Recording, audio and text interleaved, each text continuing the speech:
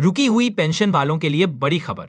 दोस्तों, क्या आपकी भी पेंशन कई महीनों से नहीं आई है? क्या आप हर महीने इंतजार करते हैं कि शायद इस बार अकाउंट में पैसा आएगा और फिर जब स्टेटमेंट खोलते हैं तो बैलेंस वैसा ही दिखता है जैसा पिछले महीने था? अगर हाँ, तो यह वीडियो आपके लिए है, क्योंकि आज मैं बताने वाला हूं कि आपकी पेंशन आखिर क्यों रुक जाती है, इसे कैसे दोबारा चालू कराया जा सकता है और सरकार ने पेंशनर्स के लिए क्या नई राहत दी है। इसलिए वीडियो को अंत तक जरूर देखिए। बीच में कुछ भी मिस किया तो अपना हक पाने का आसान तरीका हाथ से चला जाएगा।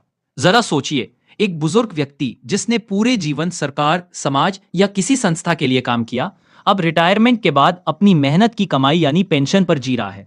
लेकिन जब वही पेंशन महीने दर महीने रुक जाए तो कैसा लगता होगा? जब बैंक जाकर हर बार जवाब मिले, सिस्टम में दिक्कत है, जल्दी आ जाएगी, लेकिन हकीकत में पेंशन का कोई पता नहीं होता। दोस्तों, यह समस्या सिर्फ एक व्यक्ति की नहीं बल्कि लाखों लोगों की है। और अच्छी बात यह है कि हर रुकी हुई पेंशन का समाधान मौजूद है।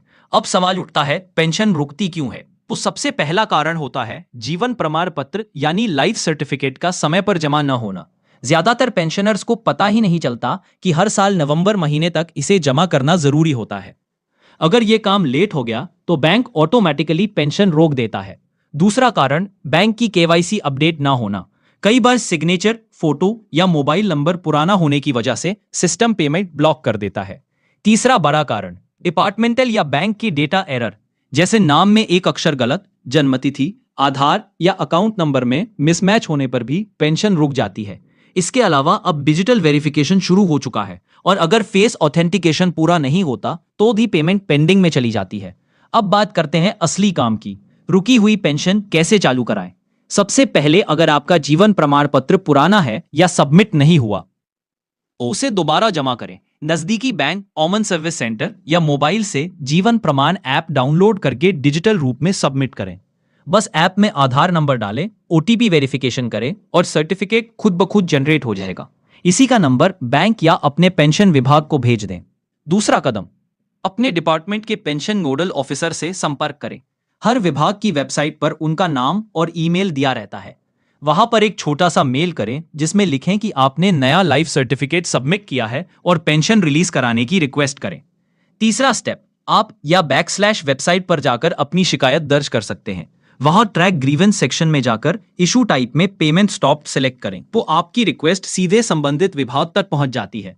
अगर बैंक में भी दिक्कत आ रही है तो वहां जाकर उनसे एक लिखित फीडबैक जरूर लीजिए कि पेंशन क्यों नहीं आई। यह डॉक्यूमेंट आपके केस को तेजी से आगे बढ़ाने में मदद करता है।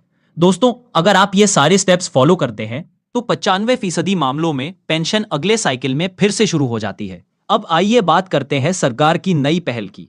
हाल ही में केंद्र सरकार ने सभी बैंक और विभागों को आदेश दिया है कि किसी भी पेंशनर की पेंशन रोकने से पहले उन्हें एसएमएस और ईमेल के जरिए सूचना दी जाए ताकि वे समय रहते अपना प्रमाण पत्र सबमिट कर सकें। इतना ही नहीं, अब वरिष्ठ नागरिकों के लिए फेस ऑथेंटिकेशन सिस्टम भी शुरू हो गया है। मतलब अब फिंगरप्रिंट मशीन की जरूरत नहीं, मोबाइल कैमरे से चेहरा स्कैन कर अपने फोन से ही जीवन प्रमाण पत्र दे सकते हैं। कई राज्यों ने इसके लिए अपने अपने पोर्टल भी जारी किए हैं। जैसे राजस्थान में आप ऑनलाइन पर जाकर आप अपनी पेंशन की स्थिति चेक कर सकते हैं। वहीं यूपी में ऑनलाइन शिकायत दर्ज कर सकते हैं। इन वेबसाइट्स पर दिया गया ट्रैकिंग नंबर आपके लिए सबसे अहम सबूत होता है।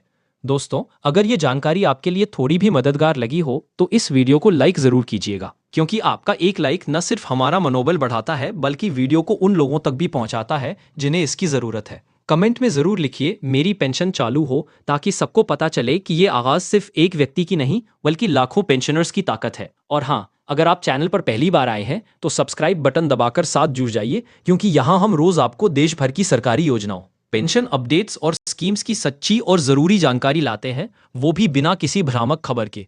अंत में बस इतना याद रखिए दोस्तों, रुकी हुई पेंशन चालू कराना मुश्किल नहीं, बस जरूरत है सही जानकारी की और थोड़ा धैर्य की।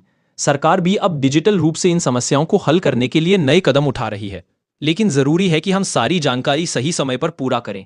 इस वीडियो को अपने उन परिजनों तक जरूर शेयर करें जिनकी पेंशन कई महीनों से अटकी हुई है। हो सकता है आपकी एक शेयर किसी का घर चलाने में मदद कर दे। धन्यवाद दोस्तों।